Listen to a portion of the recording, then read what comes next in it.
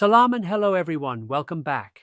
In this lab, we're going to discover Bluetooth devices using Linux tools. We'll start by enabling the Bluetooth adapter with hciconfig, then use hcitool to scan for nearby devices. After that, we'll send pings with L2 pinging to check if devices are in range. And finally, we'll query a laptop using sdptool to see what services it offers. This exercise is a great way to understand Bluetooth reconnaissance and device profiling. Let's get started.